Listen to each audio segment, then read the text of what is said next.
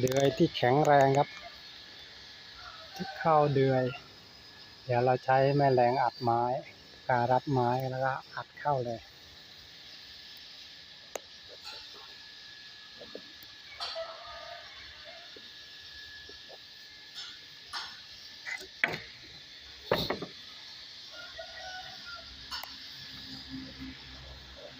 มันจะเป็นลักษณะโล่ง